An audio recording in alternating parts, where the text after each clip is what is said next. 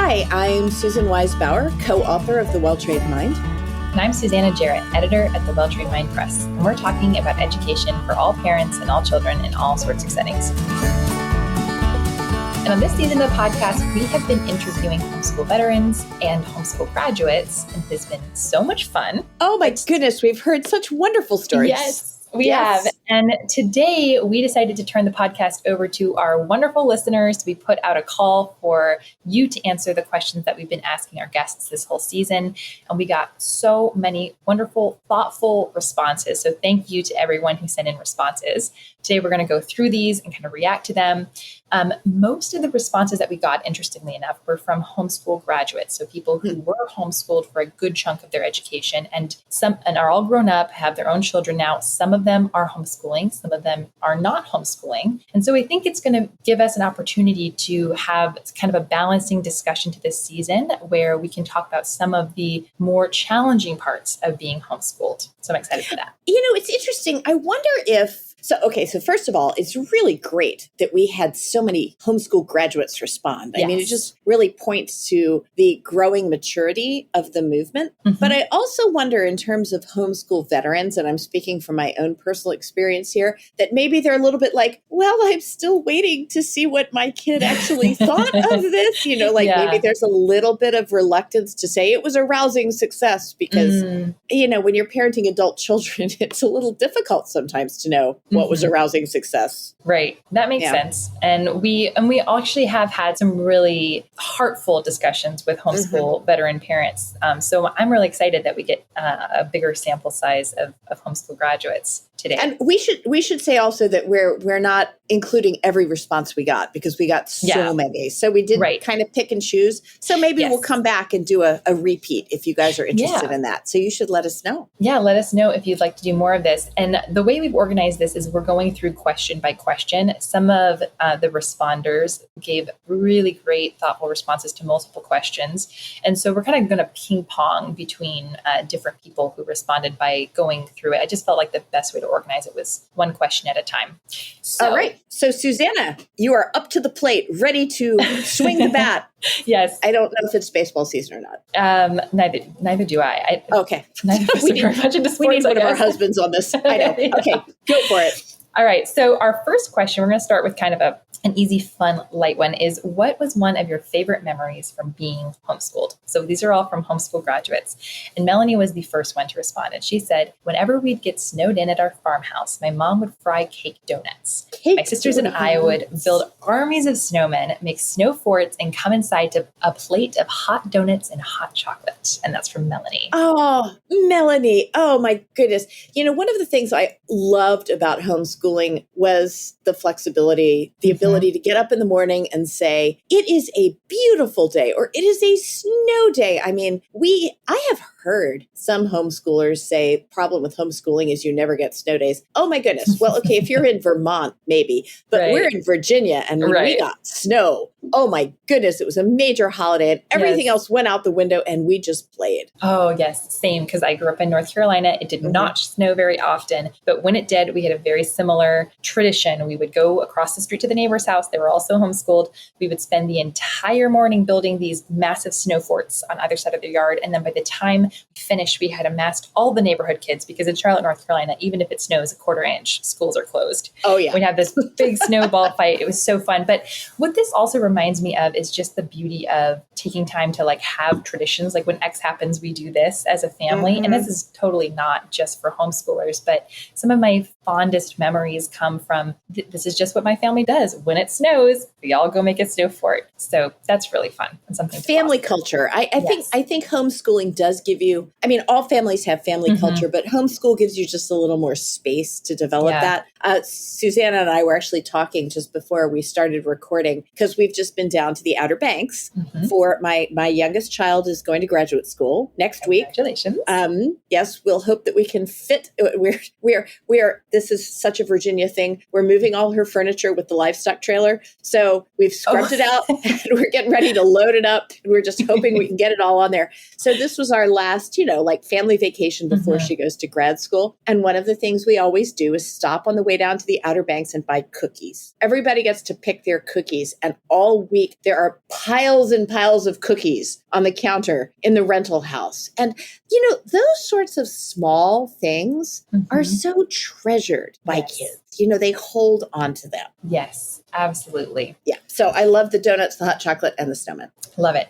All right. So now we're going to move on to Jenna's response for her favorite memory, which is there are so many little memories that I love and appreciate. It's truly hard to pick a favorite. One that stands out is from when I was maybe 10 or 11 during a history study. My parents created these miniature houses that they put inside small boxes to imitate the ash from Pompeii. They filled the boxes with dirt and we got to act as archaeologists and to dig to discover what was in each one. We had tiny shovels and little dusting tools. They made them more complex for the older siblings and simpler for the younger. It was really thoughtful, fun, and so memorable. Oh, Jenna, I love that memory so much. It reminds me of, if I can share one of mine, I think the first really big history project that I can remember was that I carved a Roman temple out of a bar of soap. Oh, wow. That sounds hard. Carving anything out of soap sounds hard. It was super, super hard work, but those hands-on projects are so memorable. Yes. That's what I was going to say is I will never forget the difference between Doric, Corinthian columns because we made models of them. And then after we made models out of, I think, Play-Doh, they weren't fancy, but I would see them everywhere we were driving around. When we were driving by universities, I would see them. And my mom always said, it's that hands-on stuff that you remember. And it's hard to do. You can't do hands-on projects every day that you're homeschooling, but they surely do create great memories. But you can probably do them with a little more frequency than you'll get in a classroom. So that's one of the advantages, I think, of homeschooling is the opportunity to do that. It doesn't have to be super complicated. You can just do simple, easy, hands-on things that help kids remember. And that one that her parents put together sounds so fun. I love that. I love that. Okay, so I have one more favorite memory from Kat. As a military family, though we moved a lot, we had great friends at the co-ops we were connected to in each location. I remember learning things like calligraphy, cooking, and drama from my friends' parents and other adults in our lives. And so even as an extrovert, I never felt my social life was lacking. I had besties and crushes and classroom experiences and felt like my education was great. So I inserted this one. That's important. I inserted this one because both of us had very negative co-op experiences. Yeah, and we talked about those. So I wanted to put this kind of balancing word of like, some people actually have a really good experience. Yeah. Co-op can be a great thing. Yeah. And, I think when I talk about co-ops and I try to make this clear, but it's worth trying to make it even clearer.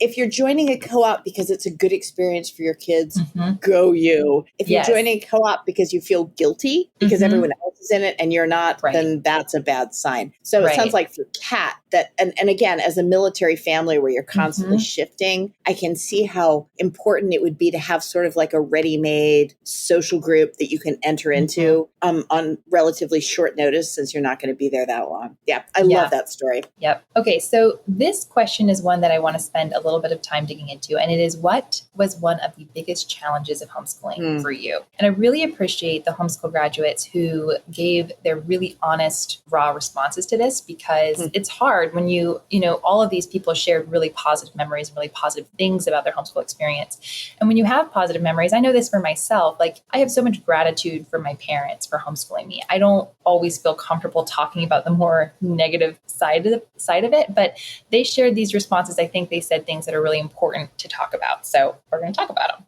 And our first one comes from Melanie. By far, my biggest challenge was my relationship with my mother. After she completely walked out of my life in my early 30s and I'd experienced multiple healthy adult relationships, husband, mother-in-law, etc., as well as watched a few snippets of Dr. Phil. Dr. Phil. Interesting. Okay. I generally have been able to understand her to be a narcissist. By that point, she had completely defined my understanding of an amazing, God-fearing woman for the better part of 2 decades, and I believe myself to be entirely at fault for how much conflict existed in our relationship. It was only after working incredibly hard on our relationship and still being totally rejected that I figured out what was going on. Living under this regime of condemnation and isolation for my entire childhood was by far the biggest challenge in my life so far, and the one that I'm most proud to say I've overcome with a whole lot of help from Jesus. Smiley face emoji. Oh, Melanie. Yeah. Oh, that is a tough one. one of the, and I will say it, one of the drawbacks to homeschooling is that when you're dealing with an unhealthy parent, that parent, I mean, an unhealthy parent, I think, can always sort of dominate your horizon. But when you're homeschooling, that horizon is limited, right? Yeah. There's a way in which a parent can dominate it that just wipes out all other influences. Yeah. And I acknowledge that as a difficulty. I mean, unhealthy parent is never a good thing to cope with, but homeschooling can definitely intensify, amplify, exacerbate it. that toxicity. Yeah. Yeah. But we are so glad that you've overcome that and worked through it. But yeah, that sounds really difficult. And I don't know what the solution is for homeschool No, families. I don't either, but I will say, so Susanna and I are talking about, our next season, that one of the things we want to do is talk about controversial issues. Yes. And one of the things that I really want to talk about, and we've got some great guests lined up, so we'll tell you more about that shortly, is how homeschooling can lend itself to an intensification of domination and abuse. I have been very critical of news reports about homeschooling where the point is that a child was abused and then the reporter immediately goes to, well, homeschooling was the reason. I tend to think homeschooling was one of the mechanisms by which an abusive parent was going to abuse anyway. Right. But we don't want to, at the same time, turn our backs on the ways in which the homeschooling environment, particularly in states with very little oversight, can enable a more toxic environment. It's a very, very difficult question for dedicated homeschoolers to think about, talk about, address. Yeah. And it's made more difficult by kind of not very nuanced reporting that kind of blames homeschooling as if that was a factor versus it being sort of something that was used by an abuser. A tool, not the cause, but a tool. Right. Okay, look, so she says, and Melanie, I don't know you at all. And again, thank you for sending this in. Melanie says that her mother completely walked out of her life in her early 30s, which would have happened regardless of the educational experience. But I'm sure that if her mom was homeschooling her with that sort of control and what sounds like a very sort of punitive relationship, that only intensified that difficulty. Yeah. And that's something to really grapple with in the homeschooling world. Okay, so then here is another one from Jenna. I think the prevalence of the story that homeschool kids don't get the same socialization impacted me. Even though I always had so many friends and was invited to all kinds of events, I worried as a teenager that private schoolers were having a cooler life experience than I was. I worried about missing out on prom and sports teams. Even though we had all that available to us, it just felt that it wasn't the same as theirs and that I was missing out on core memories a teenager should have. Looking back, I don't feel that at all. But as a teenager, it was a big internal struggle for me. I love this one. Okay, talk about that, Susanna.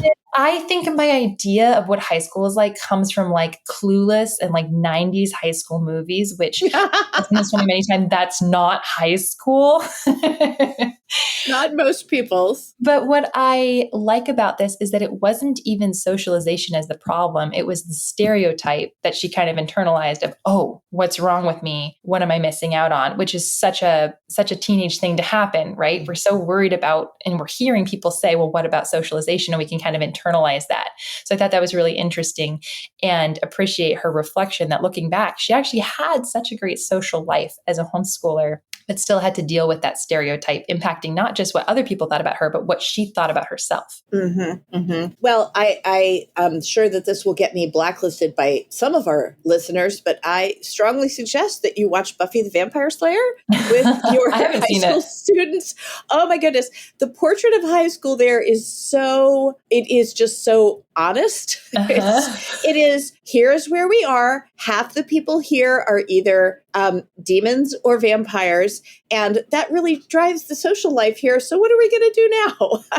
Well, I'll have to watch that because in one of our podcast episodes, I don't remember which one, you recommended the movie The Village. Oh, yes. And I hadn't seen it and I watched it. Did you watch it? One of my favorite movies. Yeah. I love it. So I'm 10 for 10 right now with your movie recommendations. I'm going to go check it out. Well, we'll see if that holds up. Anyway, the whole point is that I think every teenager feels like they're missing out.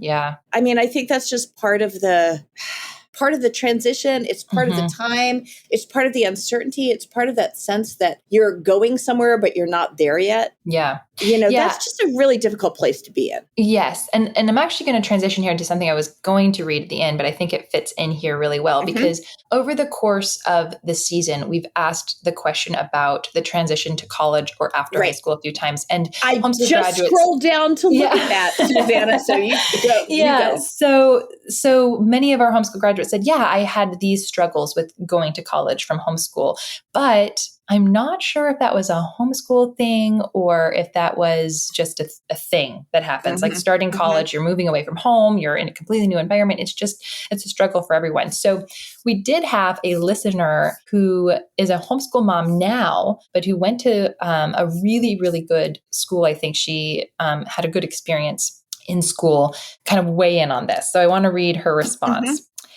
One question I did want to answer was about the transition to college. In one episode with the Homeschool Graduate, you commented on the fact that the transition to college was difficult for every one of your homeschool grads to that point. You mentioned that it could be helpful to get another perspective to see if it's a challenge particular to homeschoolers or maybe public school grads as well. I graduated at the top of my class from an excellent public school and had the resume which showed excellent college preparedness. I got into many great schools. I found that when I got there, I was not well prepared for life outside of high school. I absolutely struggle with the transition. I did not struggle so much with the academics, but I found myself wondering, how do I make friends? What am I interested in? How do I manage time? How should I meal plan? As socialization is always the question homeschool families get asked about, I struggled to make friends outside of high school because it was no longer built into spending all day together at school. To validate anyone who struggled to transition to college, no matter the type of schooling, I struggled in ways that no one thought I would, including myself. And despite my struggle, I got a bachelor's degree and I function as an adult. And that comes from Maggie. So well put, Maggie. And, I again, having seen all of my kids try to make the transition into college, I think all of them did come back to me at some point and say, I think I'd have been better at this if I'd gone to high school. And I always thought, maybe. Yeah. I mean, I was similar to her. Academically, it was so much fun, but how do I make friends in this new environment? That's a struggle. And so it was nice for me to hear, and it's kind of hard to tease apart, and kind of going back to the original question, what part of this is homeschooling and what part of this is kind of for everyone, and how do we tell the difference? Because eventually I found my people. And one thing, if you are heading to college soon, I super duper recommend is using clubs to find people with similar interests. When I finally took the time to just start going to a few different clubs that sounded interesting, that's when I found my people. It's a lot easier to do that than make friends like in class. Sometimes you'll make friends in class, you'll make friends if you live in the dorms, but if you're a commuter like I was, clubs are amazing.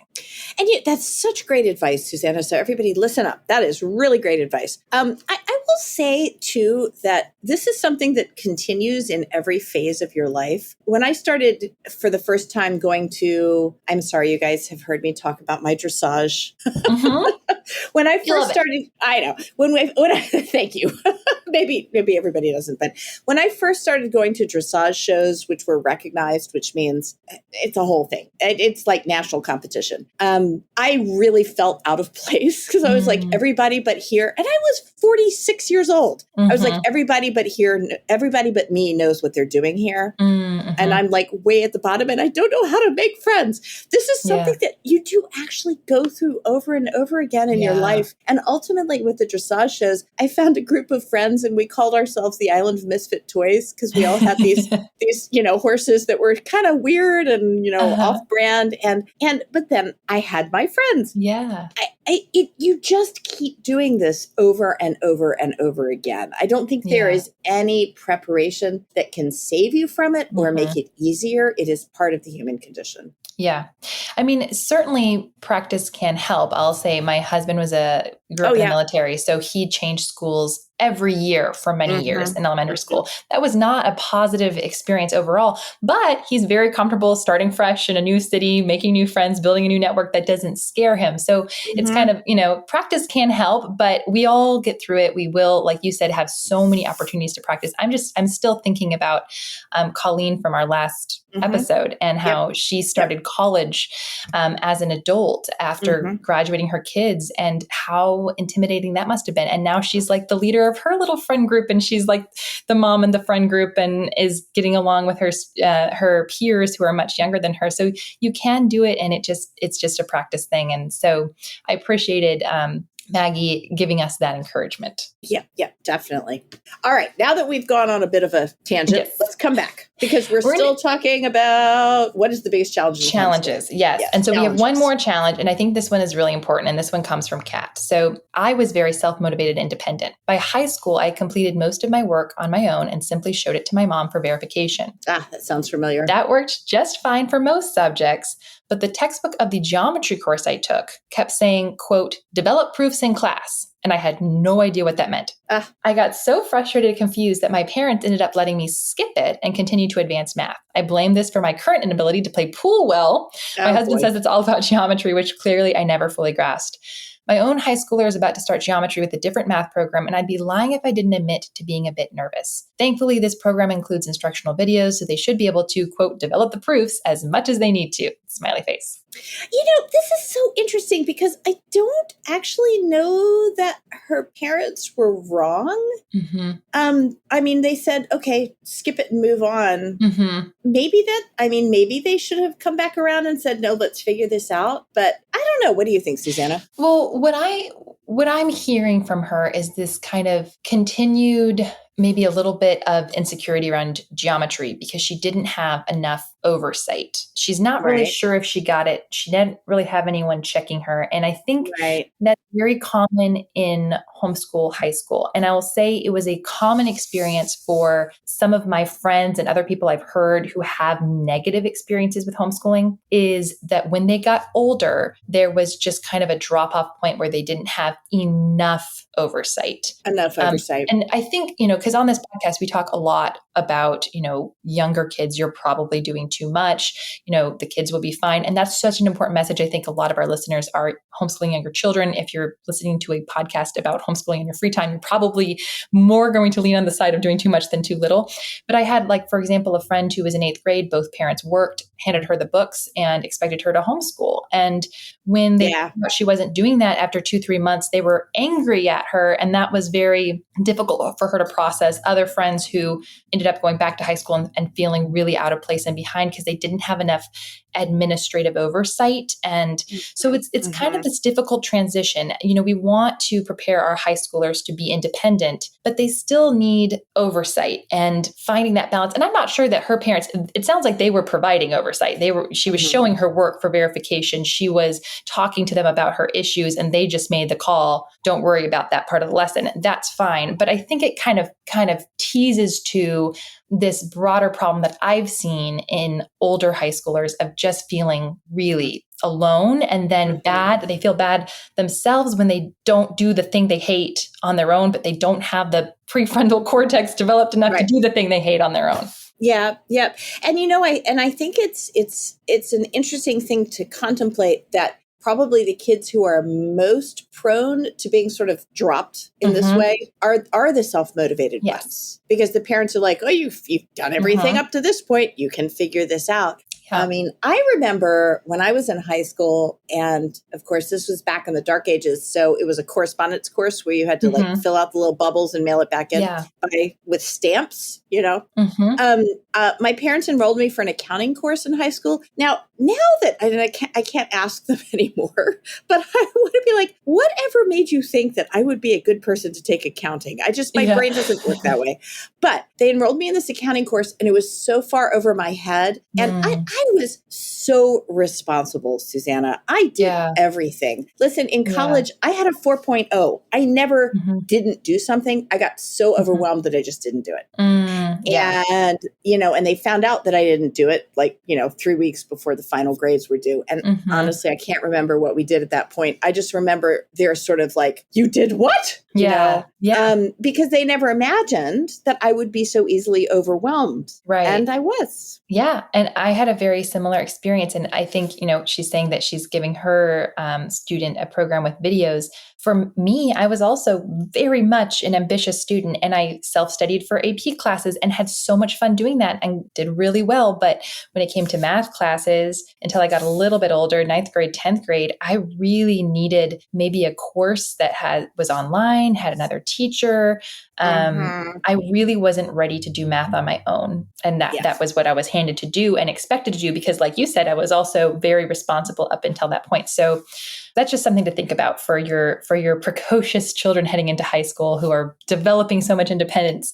To keep an eye on them. And if I could just put in a plug here for online education, and I know I do actually own an online academy, but this is not a plug for Well-Trained Mind Academy. It's a plug for online education with live teachers, accreditation, and responsibility. Once your kids are moving into high school, if you can't teach a subject and you know it's going to be a difficult one, online, when I was homeschooled, there was no such thing. And when I was even homeschooling my high school students, there was really nothing available, but there's so much out there now. Yes. And you know what? You have to pay for it. Yeah. It costs money. Yep. It does not cost as much money as private school, but it's not free. But I think that as you're sort of planning your way forward for your high school students, to budget, to do high quality online courses. And again, I say with live teachers and accountability, right? Not self-paced.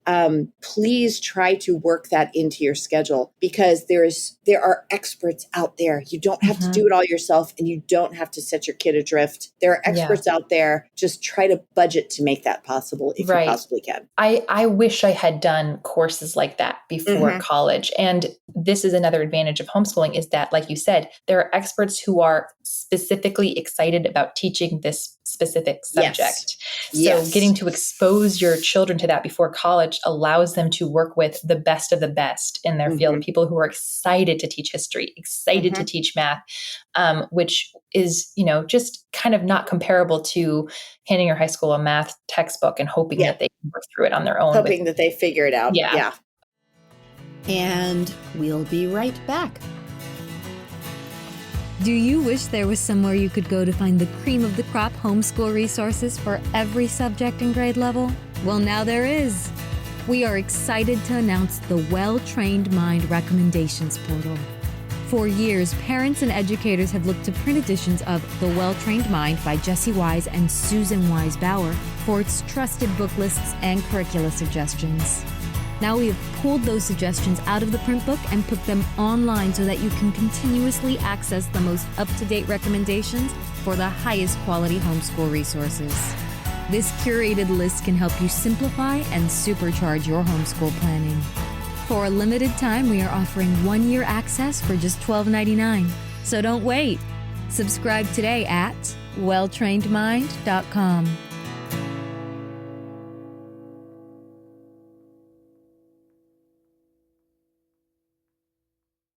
Okay, so now we're going to move into a sort of a related question, which is, if you could change one thing about how you were homeschooled, what would it be? So we have another response from Jenna. I would have preferred less of an us versus them mentality. Because we were homeschooled in a way that really pushed Christianity, it gave this sense of we were doing good and they, in quotes, were doing bad. I don't think that was really healthy. I would have preferred it to be a, quote, we are choosing to do it differently and here's why. It almost felt like we were on a moral high ground, and ultimately, I don't think that served my mindset well. Oh my goodness. Susanna.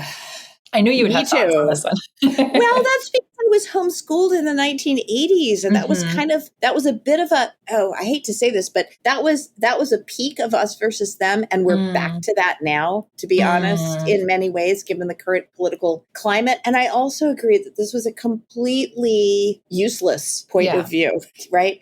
I think I've said this before on the podcast, but I'll say it again. I started teaching as an adjunct faculty member at the College of William and Mary in the early 1990s. And at that time, my husband was the minister of a very evangelical church. I had grown up in conservative evangelicalism. Guys, tune in for next season because I'm going to talk about Bill Gothard. That is going to have to happen.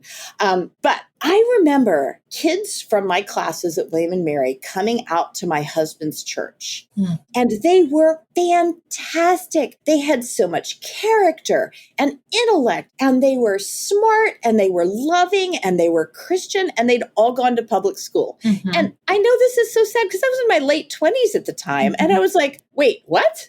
And that's just a reflection of how much that us versus them had impacted me, how much it had affected the way I looked at the world.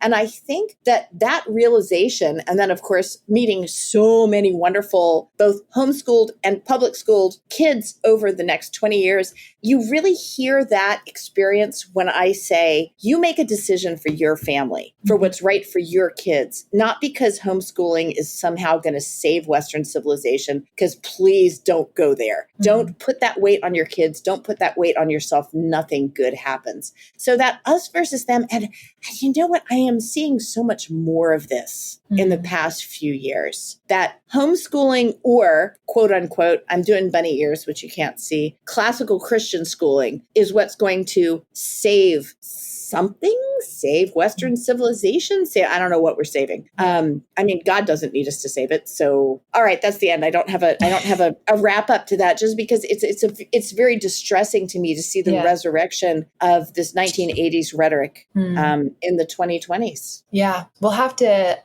dive deeper into this. Oh, in yes, our we will. upcoming season, because I feel a lot more there. But I think for me, we definitely had that as well. For me, when I was being homeschooled, and it was all wrapped up in many other things, not just homeschooling, but it's easy to happen, I think, because you're just on a different schedule than everybody else. You're going to the park when everybody's in school. You're going on vacation when everybody else is in school. So you just feel so different. And for me, I think a lot of it came actually from a bit of fear. Like by the time I was in middle school, high school, public schools was this just scary unknown that everybody else experienced but me and my siblings. And feeling like I was better than them was a way for me to cope with the fact that I was actually afraid. And I didn't think I could go to public school. Maybe it would have been good for me to go for a year to just see it's just people. There's nothing so scary about it. But I had a lot of fear. My mom would use sending me to school as like a threat if I wasn't behaving right, or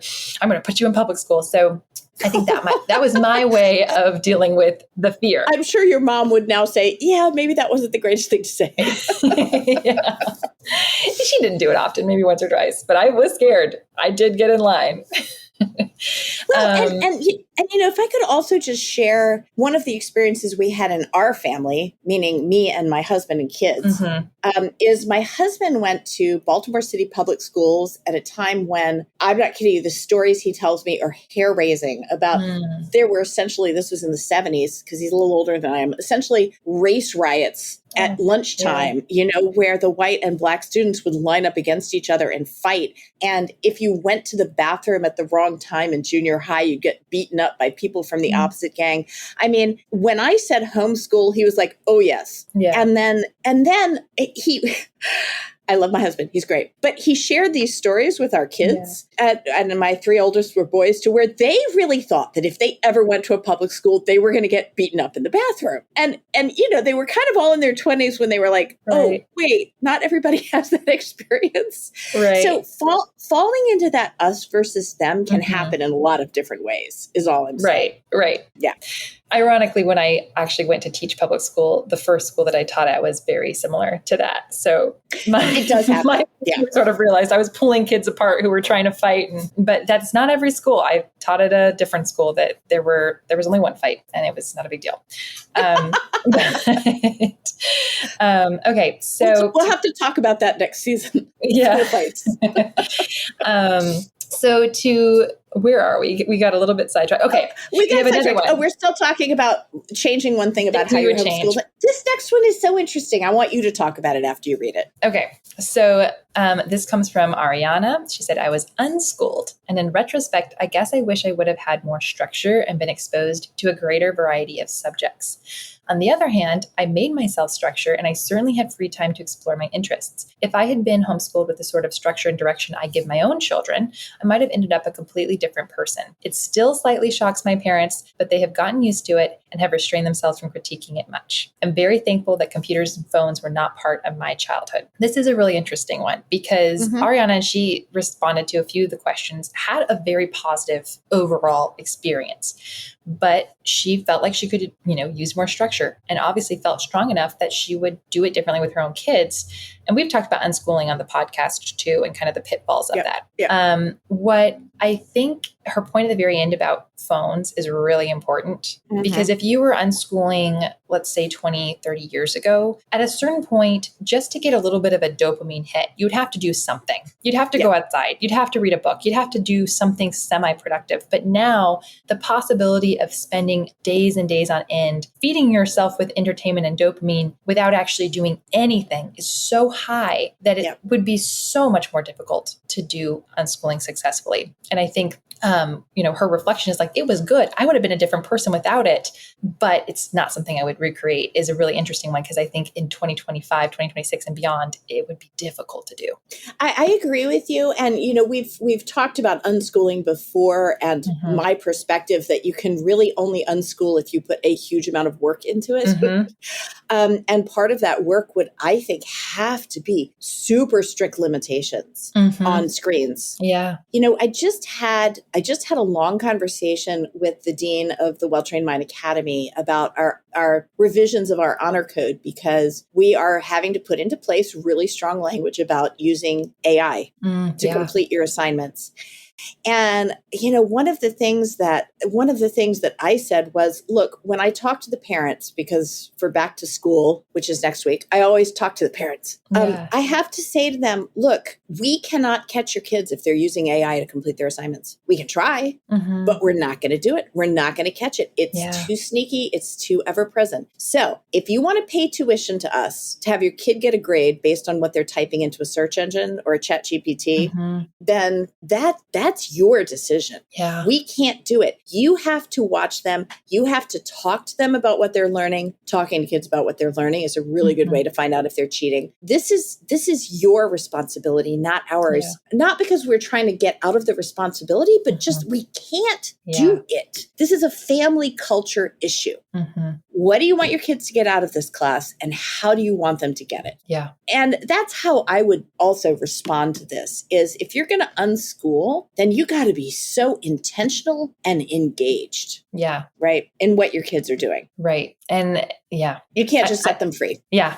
I don't have anything to add to that. Yeah, I know. John Taylor Gatto didn't live in this world, people. Yeah. So you can't just let them loose to pursue because they're not free anymore. They're being directed by forces that are beyond you. Right. And if you are giving your kids, flexibility in any way with the internet, you just have no idea what they're being exposed to. And that's a different, difference in this world. Like you said, I was talking to two teachers at the beginning of the summer who said, whatever you think your kids can access online, it's so much more. Worse. It's so much worse. There's so much more than that. Yeah. And when my kids, and of course isn't it funny? My oldest kid's 34 and I feel like this was a different generation, but it was.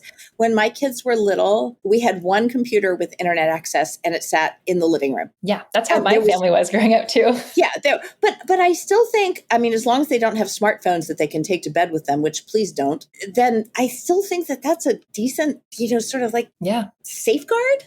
Yeah. I think that worked pretty well for us. We had it until we were like in high school, we had one computer that was shared in a public place. And I would not have changed that for the world. We also had an hour computer time limit beyond schoolwork, which I wouldn't have changed for the world either. Yeah, we did too. Anyway. Yeah. My kids had tokens. We made up little construction paper tokens. Ooh, I like that. Yeah. They could turn them in to do something fun on the computer. And they, it was always all computer games. But once all the tokens for the week were gone, then they were just gone. It turned out to be a great solution because we could also bribe them. With tokens. I love Best that. Reward system ever. Okay. All right. So our next question is also sort of in this vein, but it is for homeschoolers, graduates who went on to homeschool their own children, which is what has been one of your biggest challenges as a homeschool parent and how did you navigate it? So back to Ariana for this one. The hardest thing is balancing career and homeschooling, feeling like I neglect one and then the other. However, I think it is valuable for my children to see me enjoying my work, contributing to our community, and making a difference in people's lives outside the family. Oh my goodness, Ariana. I hear you. I hear you shooting all over yourself, girl. That's something my grandmother used to say. She's saying, I feel like I'm giving everything short shrift, and then justifying, but I think it's a good thing. Mm-hmm. Welcome to adult life. I think all mothers, I'm not going to speak to fathers here, but I think all mothers feel like they're not doing a good enough job. Mm-hmm. All mothers, women, listen to me. All mothers feel like they're not doing a good enough job, whether or not they're homeschooling, whether or not they're working. Yeah. It is part of the human condition. It is a reflection of how important we understand that this task is. And you've got to find some way to let go of the guilt. Whether that is, I'll just give you a few suggestions. Finding an older woman who can say to you, you're fine, your kids are fine, everything is fine. Whether you go to therapy, that's one of my longtime recommendations, and talk to your therapist about it.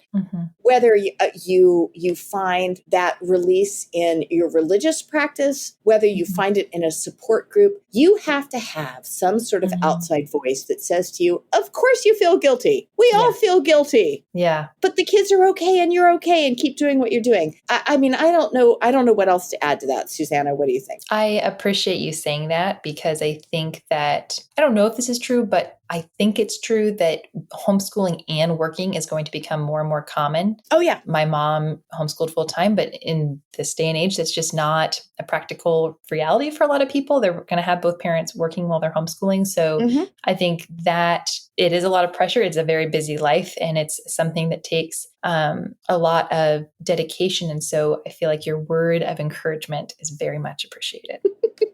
Well, look, Susanna, if you don't mind me getting personal, I have adult children and I feel like I'm not doing a good job. You have a very young child. Do you feel like you're doing a good enough job? It's like, I wish I had, I feel like I'm balancing everything, and I work, and it is hard sometimes, and I wouldn't change it for anything. I love what I do. I love being with my baby. I feel like they synergize each other, because when I'm done with a long day of working on my computer, I have a baby. And then when I'm done with my baby, I have work that's really meaningful to me. So I feel very blessed, but I also still wake up and I'm like, wait a second, am I doing this right? Am I doing right by her? All the time. Yeah. Yeah. Well, and I don't know how your mom reacts with you, but, and this is nothing against my lovely mom who I lost last year. She was just, she was 87. So she was of a different generation. My entire career as a working mother, because I have always been the primary breadwinner for our family. Whenever I had a problem or something I was trouble with, or I got sick, it was mostly when I got sick, she would say, oh, well, it's just, you're working so hard. You're so stressed all of the time. Of course you're sick. Or you're so stressed all of the time. Of course this is happening. And it always made me feel responsible for it. Like I don't think that was her intention. Yeah. And again, this is no shade on my wonderful mother, but she actually, not since we were born, did she earn a salary. Yeah. Right. My dad was the breadwinner and she took care of everything else. Not a small job, huge thing, but we don't really live in that world anymore. And I guess I always heard in the back of that genuine concern and love from her. Well, if you could just get yourself together. Yeah, that's these hard. Things wouldn't be happening. And it's hard because I'm in the same position where my mom, didn't work, and I am trying this thing of working and having kids and hopefully homeschooling them eventually. But I don't think my mom would do that. But I think it's easy to even put that on her because it's my own guilt kind of echoing back to me. No, absolutely. Well. So it's just hard. Like you said, times are changing, and some families can still do it and make it work. And I just admire moms. I think in some ways, if I wasn't working, my life would be harder. I always felt that way. Yeah. Actually, in many ways, it would be harder. I would just I wouldn't have outside help. I would be on all the time as a mom. Like in some ways, this is a break, and anyway, so I just have so much respect for however people are choosing to do it. And I hope that it becomes more normal to accept these different, new, unique ways that people are making things work as they're raising young children, because people are getting really creative. And I love that. I absolutely agree. And again, maybe we'll tackle this in next season's controversial issues. But there does seem to be a bit of a polarization that's happening with a certain segment of people who are homeschooling, really pushing the mom doesn't work. That is God's plan.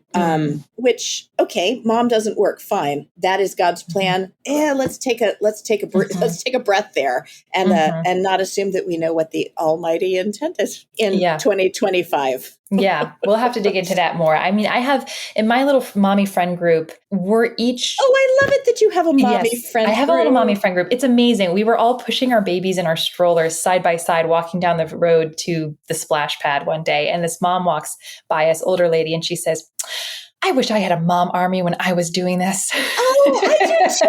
I never did. I'm so envious. Please take a picture that we can put in our show notes. But what I love about it is that we're all very, very different, and we're all, trying to find ways to make it work. And one is an RN, and she works, 2 days a week as, kind of almost full-time, almost partly part-time. And then, the other one is a nighttime doula, and we all just do different things, but that's the world that we live in. And I'm just so happy to be a part of it, happy to have opportunities that we might not have had a generation ago, but also it comes with extra pressure of balancing so many things, and people have different opinions about whether or not you can. Yeah. Stop reading other people's blogs. Okay. So Susanna, this episode was supposed to be about our listeners, but we've been talking a lot. So why don't we go to, and we've been talking for 50 minutes. Let's go down to, if you could give one piece of advice to a parent just beginning their homeschool journey, and we'll end with that. Yes. We will read you some of these amazing pieces of advice from our listeners. So this one comes from Ariana. Realize that it will not look like the idyllic picture you have in your mind. Just keep plugging along and keep adjusting as needed to fit your family. Oh, Ariana, you are so right. I do a couple of workshops when I do conferences about burning out and dealing with difficult situations. And one of the things I say at the beginning of the workshop is, all right, I have a homework assignment for you. Write down, and don't spare yourself. Don't edit. Write down what you actually thought a homeschool day was going to look like. because unfulfilled expectations are death to relationships. And a lot of times you just don't articulate what you really thought it was going to be like. So get it down on paper, and then you can look at it and be like, yeah, that was never going to happen. I like that. Yeah, the idyllic picture. I still have that in my mind. Yeah, I know it's there. I'll deal with that when the time comes. we'll talk about it. Yeah. I'm here for you, Susanna. Thank you. So then our last piece of advice comes from Kat, and it ends with a book suggestion that I just want to say is more relevant to our Christian homeschoolers, because I think it has a Christian perspective. So if you are a Christian homeschooler, I think would be very relevant for you.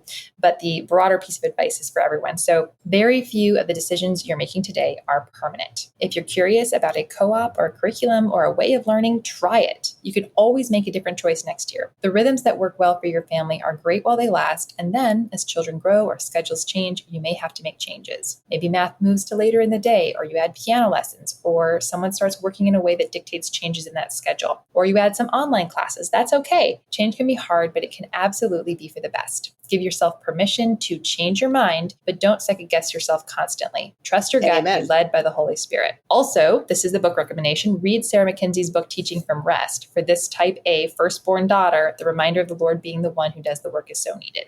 So thank you, Kat. Thank you for those words. I grew up in a charismatic church that turned out to be pretty abusive. So I have sort of an initial gut check when people say be led by the Holy Spirit, right? But that's just me. So I'm just letting you know that, I'm working out of some past scars here. Right. I think trust your gut. I say to people all the time, and trust your gut means that you're not listening to the outside voices telling you what you need to be doing. You're listening to what you know is right for your family. Yes. And be led by the Holy Spirit, I think, is a way of saying that, which can be really meaningful to many people.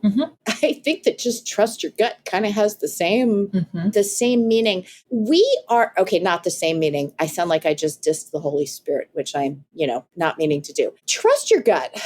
I just want to talk about that for a minute. Mm-hmm. I think, and again, I'm talking mostly to moms here, we are taught to distrust ourselves in so many ways. Yeah. If you're in the conservative evangelical wing of Christianity, you're told that emotions are bad. And because you're a woman and you have emotions, you're being led astray and you shouldn't listen to your emotions. Well, you know what? Emotions tell you when something is wrong and when something is right. Can they mislead you? Of course. So can your thoughts. So can your body. We can be misled at any point, and you only know you've been misled when you stop and say, hang on a minute, this is not where I meant to be. Let me turn around and look what got me to this place. We are taught to distrust our emotion. We are taught to distrust our choices and always second guess them. And when you're teaching kids, you can't second guess your choices every 6 weeks because it takes longer than that to see whether or not your kids are actually prospering. You have to have the courage and the faith to wait and see a little longer, to wait months, sometimes even years. It's so difficult. Nobody can tell you whether you're on the right path or not. And the more voices you listen to, the more confusing it can be. But I really like Kat's point that very few of the decisions you're making today are permanent. In fact, I would almost say no decision you're making today is permanent. You can always turn around and go in another direction. Yeah. All right. I don't have any great wrap up to that.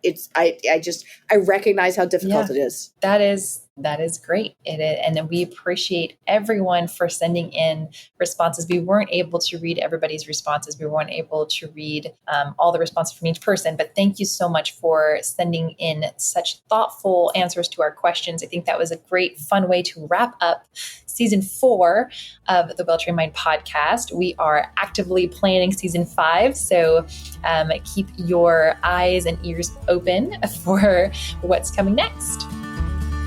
Thank you for listening to the Well-Trained Mind podcast. You can find Susan at facebook.com/susan.wise.bauer and Susanna on Instagram at hopintohomeschool. Our engineering and mixing is done by AJ Falari at ajfalari.online. This podcast is produced by Well-Trained Mind Press, and our supervising producer is Chris Bauer. If you enjoyed the show, help us out by rating and reviewing us wherever you listen to podcasts. If you have questions, responses, or ideas for future episodes, email us at podcast@welltrainedmind.com. We'll be back next week, so stay tuned.